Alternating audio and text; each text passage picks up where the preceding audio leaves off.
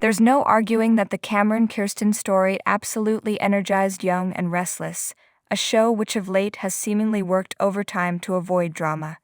Now that the baddie is really, most sincerely dead, we can't help but wish his stay had been longer, and that the soap had given into the no doubt strong temptation to bring Susan Walters' Diane into the Cameron mix, what with him being played by her real-life husband Lyndon Ashby, who played Sharon's abuser, Cameron Kirsten.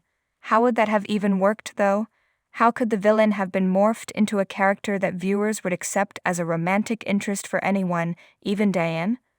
Perhaps instead of a love story, he and Diane could have been paired on a revenge arc. Here's how we imagine things could have played out. Joining forces. As determined as Ashley is to remove Diane from Jack's life, we can only assume that at some point she will succeed.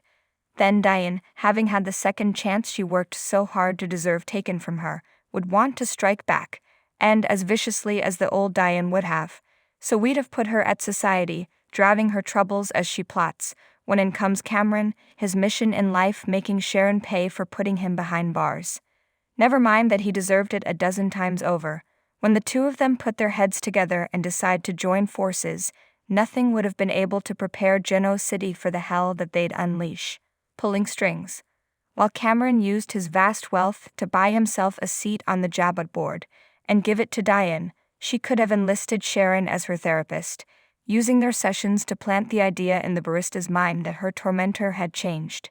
Yes, he carries some baggage from all that transpired before, hence the bloody champagne bottle, but he can't work it out, not entirely, without Sharon's help.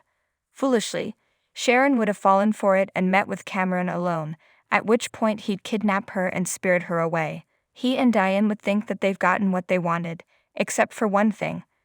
Deidre Hall and Galen Gering at the 2022 Daytime Emmys. The connivers miss one another. Somewhere along the line, their path of revenge led to surprising feelings.